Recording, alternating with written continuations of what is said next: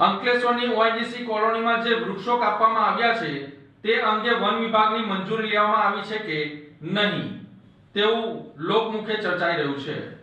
અંકલેશ્વરની ONGC colony વિસ્તારમાં ખાસ કરીને કેન્દ્રીય વિદ્યાલય નજીક અચાનક અનેક વૃક્ષો કાપવાની કામગીરી હાથ ધરવામાં આવતા સ્થાનિકોમાં વિવિધ સવાલો ઊભા થયા છે। સૂત્રોના જણાવ્યા મુજબ વૃક્ષો કાપવાની કામગીરી છેલ્લા કેટલાક સમયથી ચાલી રહી છે, જેના કારણે પર્યાવરણને લઈને પણ ચર્ચાઓ શરૂ થઈ છે।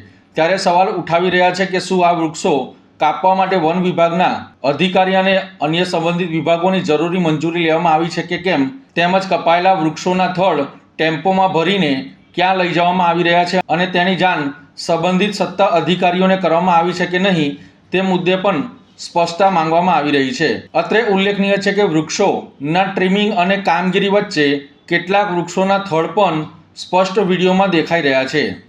આ અંગે વન વિભાગના અધિકારીનો સંપર્ક કરવાનો પ્રયાસ કરવામાં આવ્યો હતો, પરંતુ તેમની તરફથી કોઈ પ્રતિસાદ મળ્યો ન હતો।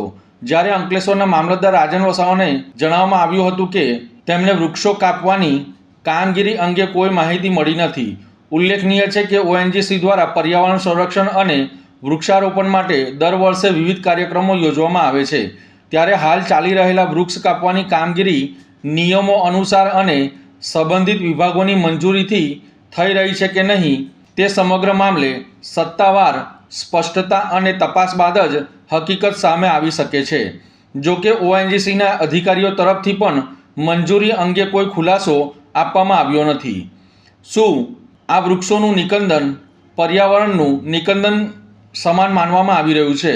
ઓએનજીસી જેવી કોલોનીમાં જો વૃક્ષોનું નિકંદન કરવામાં આવતું હોય તો અન્ય સ્થળોએ વૃક્ષોનું નિકંદન થાય છે તો તાત્કાલિક ધોરણે વન વિભાગ દોડી આવતું હોય છે। અંકલેશ્વર ઓએનજીસી કોલોનીમાં જે વૃક્ષો કાપવામાં આવ્યા છે તે અંગે વન વિભાગ પાસેથી કોઈ મંજૂરી લેવામાં આવી છે કે નથી, અને જો મંજૂરી લેવામાં ન આવી હોય તો તાત્કાલિક ધોરણે તમામ જે સંબંધિત અધિકારીઓ છે ઓએનજીસી કોલોનીના તેઓની સામે અને કાયદાકીય તપાસ કરીને દંડનીય કાર્યવાહી કરવામાં આવે તેવી લોકમાંગ ઉઠવા પામી છે।